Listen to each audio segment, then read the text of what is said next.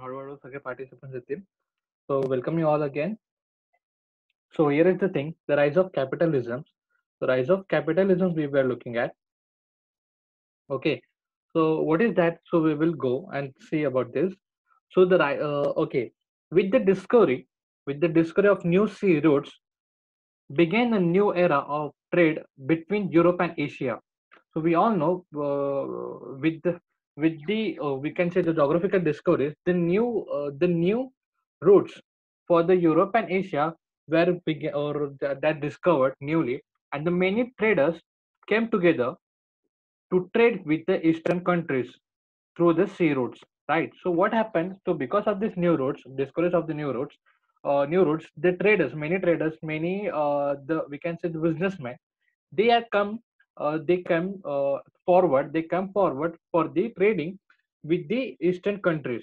Okay, and it was not easy to carry out the trade the single-handedly.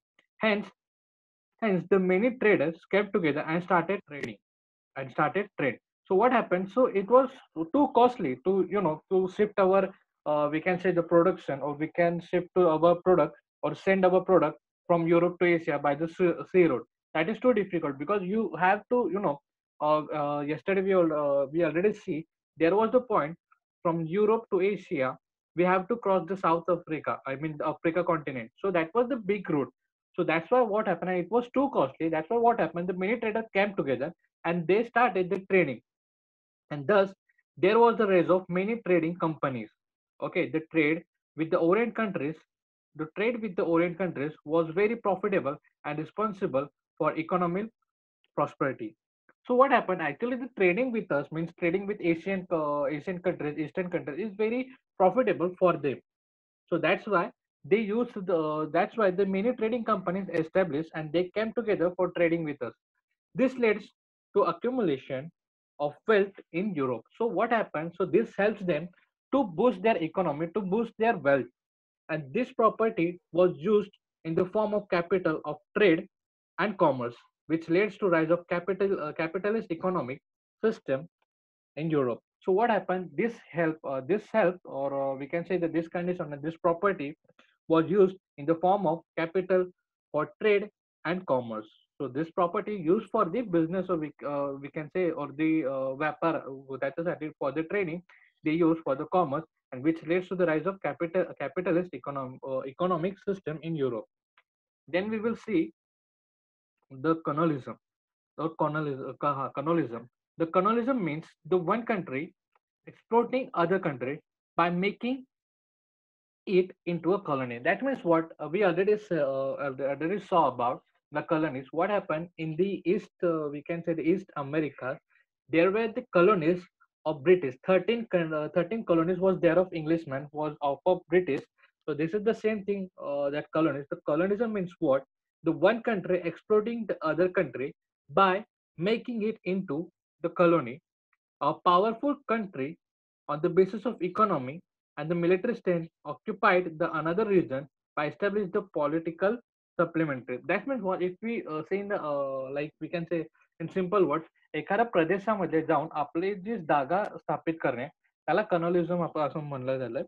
So this is called the colonialism, and this on the basis of military. म्हणजे मिलिटरीकल आणि power आणि मिलिटरीकल आणि आपण बोलू शकतो political power घेऊन political power मिलिटरीकल strength use करून एखाद्या दुसऱ्या देशामध्ये, ओके, सेम देशामध्ये नाही तर या देशाचे लोक दुसऱ्या देशामध्ये जाऊन छोटासा प्रदेश. सर सर हा सर बोला बोला. सर आवाज ब्रेक होतोय तुमचा ओके, आता येतोय आवाज? मध्ये मध्येच. आता आवाज येतोय? हा आता येतोय. हो हो येतोय. तो आपण ओके आता म्यूट कर बाळा. तो आपण बोलत होतो कर्नलिझम बद्दल. Okay, what is colonialism? Colonialism means what, एक सिम्पल वर्ड मध्ये तुम्हाला सांगतो की एखादा देश हा मिलिटरी आणि पॉलिटिकल बेसिसवर दुसऱ्या देशाचा छोटासा प्रदेश आपल्या काबीज करून घेतो, त्यालाच कर्नलिझम असं म्हणतात. आपण कालच बघितलं होतं की अमेरिकेमध्ये 13 कॉलनीज होते. कोणाचे? इंग्लिश लोकांचे, right? So this is what the colonialism is, and then this is what the colonial, and this not a colonial. tendency of colonialism leads to rise of imperialism among the Europeans. म्हणजे हा जो the system, the tendency of colonialism leads to rise of imperialism. So what is imperialism? We will see. Imperialism means what? Imperialism means a system in which the powerful country controls the other countries by establishing the overall domination and establishing the many colonies. So this means what? की जसं आपण कॉर्नलिझम बघितलं, कॉर्नलिझम मध्ये कसं छोटासा प्रदेश ते फक्त काबीज करून घ्यायचे, म्हणजे छोट्याशा प्रदेशामध्ये ते राहायचे स्वतःच्या प्रदेशामध्ये. पण नंतर नंतर काय केलं की तोच प्रदेश त्याने वाढून वाढून जो दुसऱ्यांचा प्रदेश होता, म्हणजे आता समजा की जसं आपण एक्झाम्पल पकडलं की जसे ते इंडियामध्ये आले, इंडियामध्ये ते फक्त छोटे छोटे वसाहत करून राहायला लागले. पहिले स्वतःची वसाहत, नंतर हळूहळू ते आपल्या वसाहतीवर हक्क जमवायला गेले, आपल्या वसाहतीवर कब्जा करून, म्हणजे आपण बोलू शकतो वॉर करून किंवा काही कारणास्तव किंवा त्यांना कर्जबाजारी करून अशा प्रकारे कोणत्या कोणते वेगवेगळे रिझन घेऊन एक डॉमिनेटिंग स्टेटस ते मिळवत असत. त्याला आपण इम्पेरियलिझम असं म्हटलेलं आहे.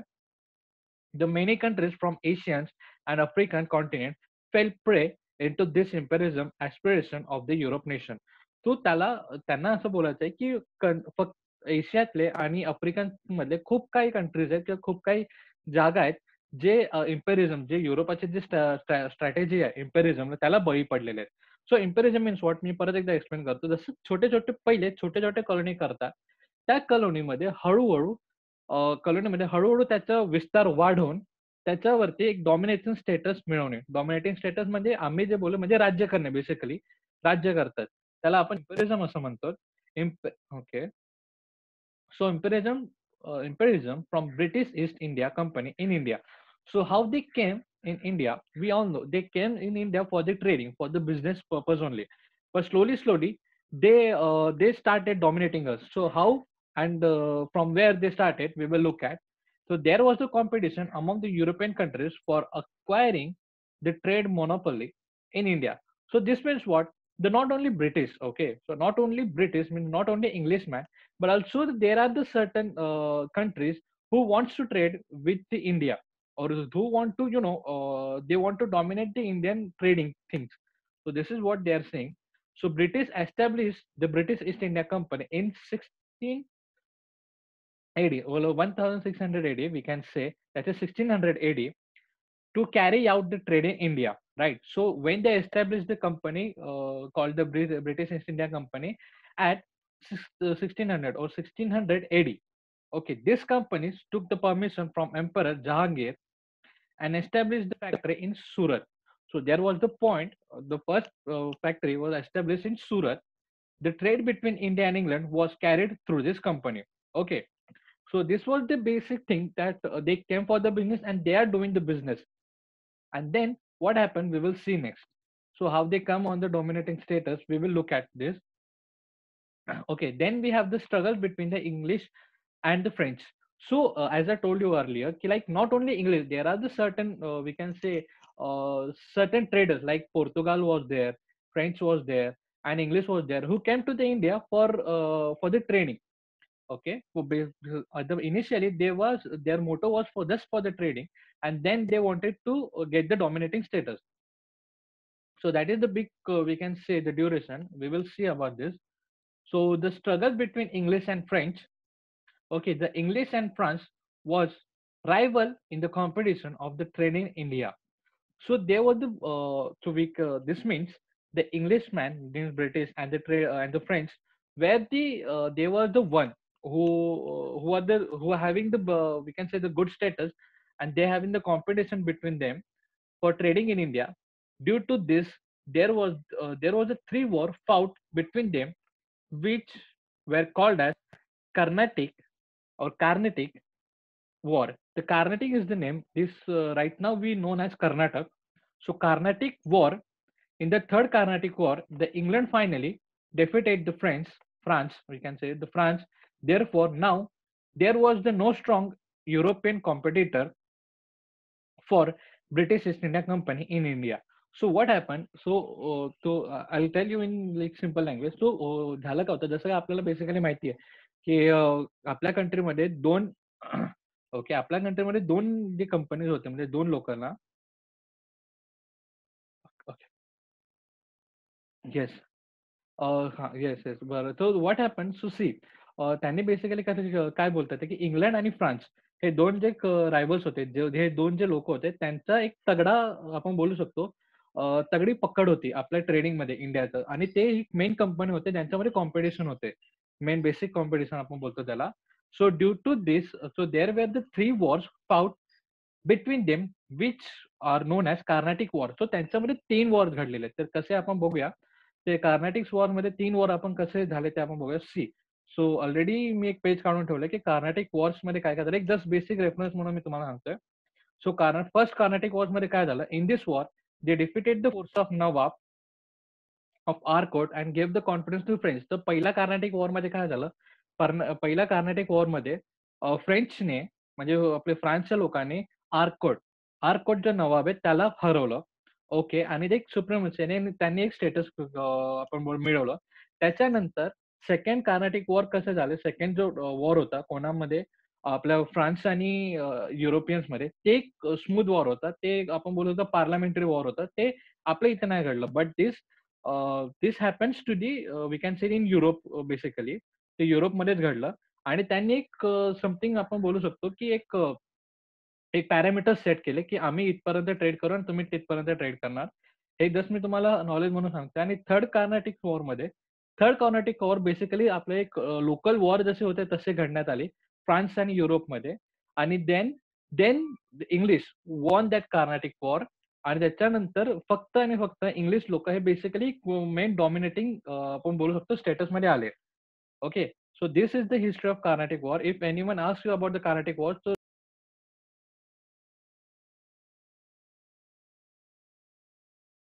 Hello sir. अरे सर चल वापस गए वाटतं उनका नेटवर्क से. क्या पका बनती है रे. अरे क्लास सरच नाहीये.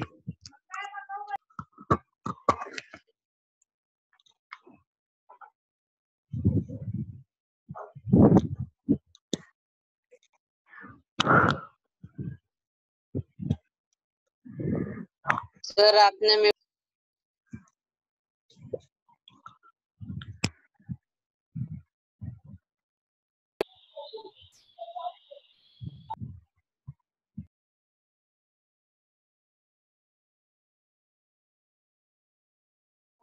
सर ने म्यूट किया लगता है. हा ओके.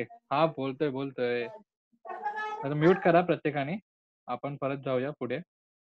सो कार्नाटिक वॉर्स बद्दल आपण बोलवतो. कार्नाटिक वॉर कशा प्रकारे झाले. सो बेसिकली कार्नाटिक वॉर झाल्यानंतर so after the Carnatic war the British East India Company gets the or they have the no strong competitor in India. So we will see. Then the next point we have the foundation of rule of Indian company in Bengal. So the formation rule of Indian company in Bengal. We will see in Bengal, the province was the one of the most prosperous province in India. If we look at the history of India, so we will see the Bengal region was the very wealthiest part of the India. And in means before the we can say the before the British or the arrivals comes, the Bengals have the very good status or very wealthy status in India. In 1756 AD, Sairaj ud Dulhar became the Nawab of Bengal. Okay, so this is the good name, or you have to you know remind this name. The Sairaj ud Daulhar became the Nawab of Bengal. East India Company officer misused the trade concession obtaining from the Mughal emperor. So what happened actually? We all know they came just for the trading. So what happened? The emperors gives them the concession. Okay, then you can go and have the trading according to your things. So they give the we can say the concession, but the Englishman or the we can say the British East India Company misused that concession, and then the English built the fortification around the factory at the Kolkata without the permission of the Nawab. So what happened?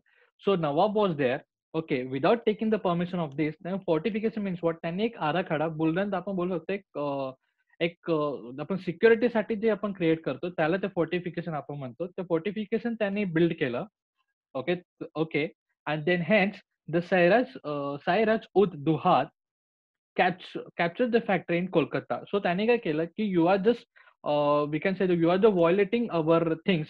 तो म्हणजे तुम्ही concession आहे त्याचा तुम्ही misuse करता ते म्हणून मी तुमची जी फॅक्टरी आहे ती काबीज करतो. So he captured that and then he created the discontent in England.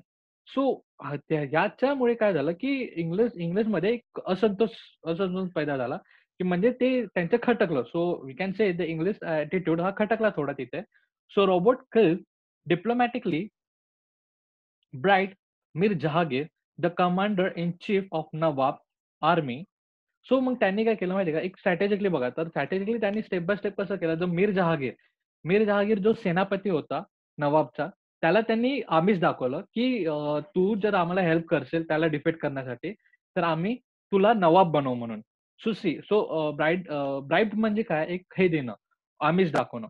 So to make him the Nawab of Bengal and the Nawab Siraj ud and the British troops met at Plassey. Plassey is the place in 1756 AD. So Plassey is basically place in Bihar region, we can say. आपल्याला तुम्हाला okay, so this is पहिला आपण complete करूया नंतर पुढे बघूया की but under the leadership of Mir Jahangir the Nawab's army made a no move to actually join the battle. Hence the Siraj ud Daulah was defeated. Means झालं काय त्या मोमेंटला असं झालं की जो त्यांचा सरसेनापती होता, आपण ज्याला म्हणतो सरसेनापती, तो सरसेनापती हा समोरच्या पार्टीकडे म्हणजे इंग्लिश पार्टीकडे असल्या कारणाने त्याचे जे सैन्य होते त्या सैन्यांनी त्याच्या खिलाफ आवाज उठवला नाही, म्हणजे त्याच्या खिलाफ ते बॅटलमध्ये घुसलेच नाही. ओके, सो त्याच्यामुळे काय झालं, डायरेक्टली और इनडायरेक्टली द सैराज उद दुहात हरला आणि त्याच्यानंतर मीर जहागीर हा परत नवाब बनला. त्याला जसं आपलं ब्रिटिशांनी प्रॉमिस केलं होतं, जसं आमिष दाखवलं होतं त्या प्रकारे त्यांनी त्याला नवाब बनवलं. Then and supported the British, but later he started protesting against the British. So मग काय झालं की नंतर जसं मीर जहागीर नवाब बनला त्याच्यानंतर मीर जहागीर सुद्धा ब्रिटिशांचे जे हालचाल होते किंवा विरुद्ध त्याने प्रोटेस्ट करायला चालू केलं, त्याच्या खिलाफ आवाज उठवायला त्याने चालू केलं. सो मग ते सेम स्ट्रॅटेजी त्यांनी कोणी मीर जफरच्या अगेन्स्ट वापरली. पण यावेळेस मीर जफरच्या अगेन्स्ट सन इन लॉ म्हणजे त्याचा जो आपण बोलू शकतो जावईला त्यांनी युज केला आणि त्या जावईचं नाव होतं Mir Qasim. Was made the Nawab. Same strategy त्यांनी परत हे केली, यूज केली आणि same so then Mir Qasim was tried to put restriction on illegal trade of British. Hence, the once again Mir Jafar made the Nawab of Bengal. So basically ते एक वर्ष आपण बघू शकतो. वर्ष झालं, पहिले मीर जफर, नंतर परत मीर कासिम, म्हणजे त्यांनी पण जसं तेव्हा अगेन्स्ट केलं तेव्हा परत त्यांनी आपल्याला मीर जफर यांना नवाब बनवलं. So to restrict the activities of British in Bengal, the Mir Qasim, Shuja ud Daula, the Nawab of Ayodhya, and the Mughal emperor Shah Alam formed an alliance and ran the campaign against the British. So मग बेसिकली काय झालं, ईस्ट इंडिया कंपनीवर restrict करण्यासाठी, त्याच्यावरती एक दबाव निर्माण करण्यासाठी, कारण ते हाताच्या बाहेर जात होते, आणखीन त्यांना हवं तसं ते नवाबाचे चेंजेस करत होते, तर हे सगळं सगळ्यांना आढळून येत होतं. सो बेसिकली काय झालं, मीर कासिम जो जावई होता मीर जफरचा, त्याने नंतर सौदा उद दहा जो ऑलरेडी एम्परर होता आणि ज्याला ब्रिटिशांनी एक स्ट्रॅटेजिकली त्याला हरवलं, तो and then the Nawab of Ayodhya, then Mughal emperor Shah Alam, ह्या सगळ्यांनी एक कॅम्पेन क्रिएट केलं. म्हणजे हे सगळे एकत्र आले आणि एकत्र आले आणि हे का बुक्सार एक प्लेस आहे बिहारमध्ये, तिथे त्यांनी फाईट केले. आणि या फाईटमध्ये काय झालं की British India company got rights to to collect the revenue from Bengal province. So basically आपण बघू शकतो की काय झालं, मग त्यांनी जसं फाईट केलं त्यांना, तर त्या फाईट्समध्ये ब्रिटिश विजेते झाले. कारण we all know that British have the some modern technology than our things.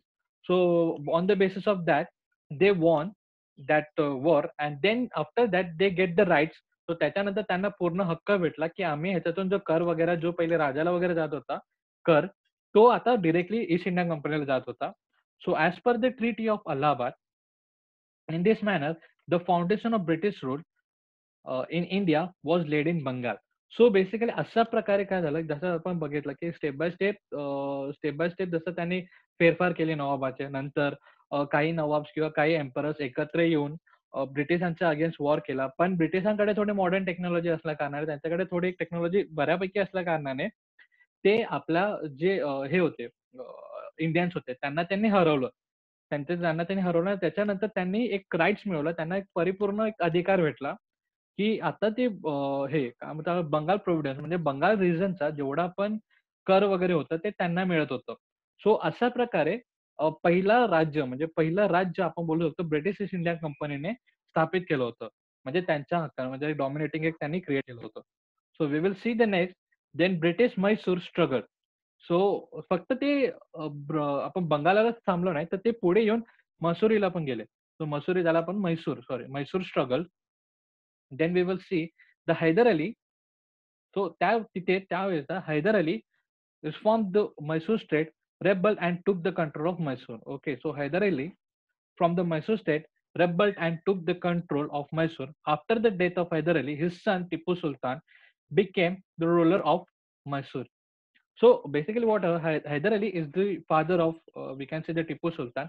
ते एक रेबल्ड होते म्हणजे ते बागी होते. त्यांनी काय केलं की जो स्टेट होता मसुरी त्यांना एक फाईट देऊन त्यांनी कंट्रोल मिळवला होता. आणि त्या कंट्रोल मिळवल्यानंतर ते जसे रुलर बनले. त्यांच्या डेथ नंतर त्यांचा मुलगा टिपू सुलतान हा त्यांचा एक रुलर बनला होता. ही ट्रायड इज बेस्ट. आपल्याला सगळ्यांना माहिती आहे की टिपू सुलतानने एक बेस्ट फाईट दिली होती इंग्लिशांना. So he tried his best to fight against the British. At the end, the Tipu Sultan died in the Battle of Srirangapatna. That is the place Srirangapatna. आपण हे सगळे प्लेस बघूया मॅप्स मध्ये. Don't worry. The Srirangapatna in 1799. In this manner, the British took the control of Mussoorie territory or Mysore territory. Okay, so we will see the things. So here is the picture.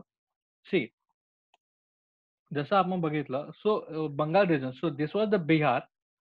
दिसतंय तुम्हाला हे सगळं pic दिसतंय व्यवस्थित? Anyone just tell me yes. Okay. Yes, sir. Okay, Yes, good. sir.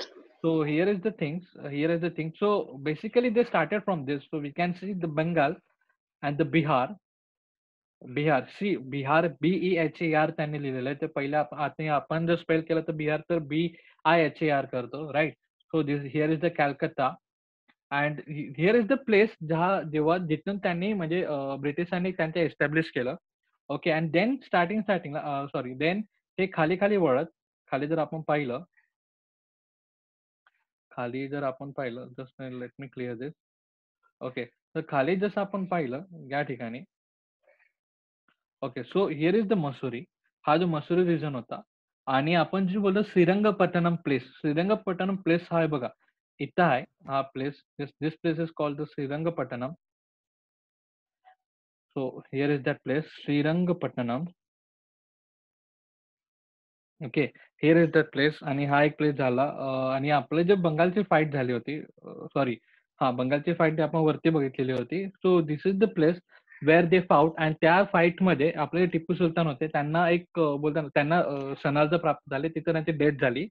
So त्यानंतर हा जो Mussoorie region होता हे बघा आपण जर व्यवस्थित बघितला हा फोटो मी तुम्हाला पाठवेल ग्रुपवर. Don't worry. सो हा जो रिजन होता बेसिकली हा रिजन पहिले त्यांनी काबीज केला. त्याच रिजन सोबत आपण जर वरती पाहिलं. सो वरती हा जो बंगालचा जो रिजन आहे हा पण रिजन त्यांनी काबीज केला.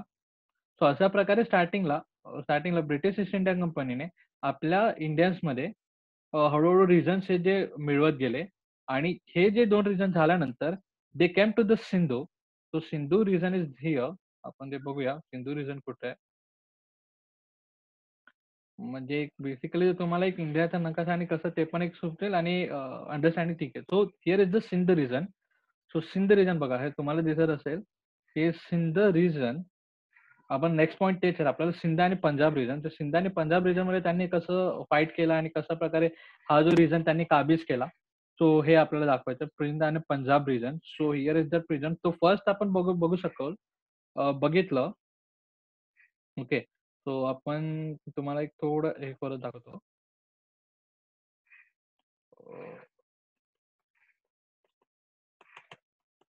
Okay. So Sindh region Punjab region स्टार्टिंगला तर आपल्याला माहिती आहे बंगाल, त्याच्यानंतर म्हैसूर, नंतर सिंध आणि नंतर पंजाब. अशा प्रकारे जे रिजन्स आहेत ते त्यांनी काबीज केले. So we will see the next की कशा प्रकारे त्यांनी काबीज केले ते points. Okay, so there we have the fall of Sikh power. Next point we have the fall of Sikh power. Sorry, the British control over the Sindh, not the fall of Sikh power. We have the British control over the Sindh. जसं मी तुम्हाला सांगितलेलं सिंधला. So we will see to strengthen the British power in India, the English turn their attention towards the northwest frontier. So we can all know की like वर अपच्या साईडला जसं सिंध आणि पंजाबला जसं आपण बघितलं. See here is the picture. So if we look at the Sindh and Punjab, so here we have the Afghanistan, right. आणि याच अपसाईडला आपल्याला माहिती आहे की रशिया आहे, चायना आहे, जे कंट्रीज आहेत आपल्याकडे near Tibet. So there are some countries. So basically what they think की इंडियावर अफगाण थ्रू रशियन लोक फाईट करू शकतात, म्हणजे एक वॉर एक ट्रूप करू शकतात. म्हणून त्यांनी काय केलं, so they turn their attention to the frontier of north west. So basically they come at त्यांचं लक्ष गेलं होतं सिंधकडे, we can say. So they fear that Russia might attack the India through the Afghanistan. Hence, the English started, or the English people started establishing their influence over the Afghanistan. The route towards the Afghan went through Sindh. So basically what happened, so आपल्याला सगळ्यांना आपण जर बघितलं हे बघा, Sind through अफगाणामध्ये जाणारे roots होते. Okay, Sind through अफगाणमध्ये जाणारे रूट्स आहेत. म्हणजे अफगाणिस्तान मधून इंडियात यायचं असेल किंवा इंडियामधून अफगाणिस्तानमध्ये झालं तर सिंध हा रिजन आहे जो आपल्याला सिंधू नदी पण आपण बोलतो बघा. सो त्याला क्रॉस करणं एक इम्पॉर्टंट आहे. सो तो एक बेसिकली तो रोड तिथूनच जातो. So that's why what they did, they took so these things understand by the British, and they know the importance of Sindhu. Hence, they captured in 1843. So basically, what happened at 1843, त्यांनी सिंध जो region आहे तो basically some strategic use करून त्यांनी जो Sind region आहे तो capture केला. त्याच्यानंतर fall of Sikh power. If we see basically what happen, if we see in the picture. Okay, so सिंधच्या वरतीच आपल्याला जस्ट वरती आपल्याला पंजाब रिजन दिसतो, right. So Punjab region Sikh region पण त्यांनी कसं काबीज केलं ते आपण बघूया. So what happen, the fall of Sikh power in the beginning of 19th century, the power in Punjab was in the hands of Ranjit Singh.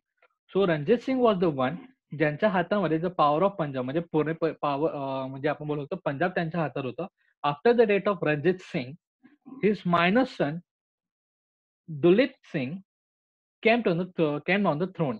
So basically त्याचा जो आपण बघू शकतो की दुलीप सिंग हा मुलगा असल्या कारणाने त्याची जी रिस्पॉन्सिबिलिटी, जे राजाचा जो स्टेटस होता तो दुलीप सिंगला गेला. And on this behalf his mother queen Jindan looked after the state affair. So basically तो हे बघा त्यांनी इकडे हे केलेलं आहे, ऑलरेडी त्यांनी सांगितलेलं आहे मायनर सन म्हणजे जो छोटा असल्या कारणाने जो राजकीय कारभार जे करायचं ते त्यांची आई म्हणजे क्वीन जिन्नाथ हे त्याचे जिन्नाथ ती त्याचा स्टेट अफेअर्स बघत होते. बट तिचा म्हणजे त्या स्त्रीचा जिन्नाचा त्यांच्या ऑफिसरचा कंट्रोल होता तो कंट्रोल राहिला नाही. सो त्याचाच त्यांनी एक आपण बोलू शकतो ऍडव्हान्टेज उचलला कोणी ब्रिटिशांनी. So taking the advantage of this situation, the British again bribed some of the Sikh sardar and the Sikh community through the British will attack the Punjab and hence they launches the attack on the British. So त्यांनी परत आमिष दाखवलं कोणाला, जे म्हणजे जे over control होते म्हणजे आउट ऑफ कंट्रोल जे सरदार होते किंवा आपण बोलू शकतो जे ऑफिसर्स होते त्यांना ब्रिटिशांनी परत आमिष दाखवलं. आणि the Sikh community through that the British will attack the Punjab and hence they launches the attack on the British. Okay, so in this first Anglo Sikh war the Sikh were defeated. Okay, so अशा प्रकारे what happen, so त्याच्यानंतर पंजाबी लोक म्हणजे सिख लोक आणि English लोक यांच्यामध्ये first Anglo Sikh war झाली. त्याच्यामध्ये काय झालं की सिख लोक डिफीट झाले म्हणजे ते हरले. But still Duleep Singh remain on his throne but the growing impact. So त्याच्यात बेसिकली काय झालं, त्यांनी लगेच बोलताना एक डॉमिनेशन स्टेटस नाही घेतला. त्यांनी काय केलं की राजाला म्हणजे दुलीप सिंगला होतं त्याला त्याचं स्टेटस राहू दिलं. बट हळूहळू but we can see, but the growing impact of British over the Punjab was not acceptable to the Sikh. So हळूहळू ते जे इम्पॅक्ट होता, म्हणजे आपण बोलू शकतो ब्रिटिश एम्पायर होतं ते भले राजा असो, बट स्टील डायरेक्ट इनडायरेक्टली हे लोक राज्य करत होते कशावर, पंजाबवर. So Mulraj, the officer of Multan, revolted against the English.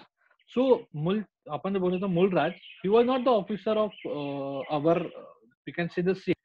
So he was the officer of this, what the Englishman, and he revolted against them, and thousands of Sikh soldiers. Okay, so thousands of Sikh soldiers participated in this war against the British, and in the second war, the Sikh had to face defeat again, and in 1894, the British finally captured the entire region of Punjab. So what happened? So आपण बघितलेलो first जेव्हा war झाला British आणि सिख मध्ये, तेव्हा त्यांनी काय केलं की भले स्टेटस म्हणजे जो एक टॅग आपण ज्याला बोलतो, जो राजाचा टॅग हा राजालाच दिला, बट जे ऑथॉरिटीज होते ते ऑथॉरिटी त्यांनी स्वतःवर घेतले होते आणि स्वतःकडे ठेवले होते, आणि हळूहळू ते त्याचं जे उल्लंघन करत होते. जसं ते आपण बोलू शकतो की आता समजा माझ्याकडे एकच पॉवर आहे, बट ते हळूहळू 100 थिंग्स आपल्या हाताखाली घ्यायला लागले. सो हे जे ब्रिटिश सिख लोकांना होतं ते अनएक्सेप्टेबल होतं. That was not acceptable from them. That's why the Mulraj officer of Multan, Mulraj the officer of Multan, जो त्यांच्याच हात म्हणजे ब्रिटिशचाच अधिकारी होता, त्यांनी what he did, he revolted against the English.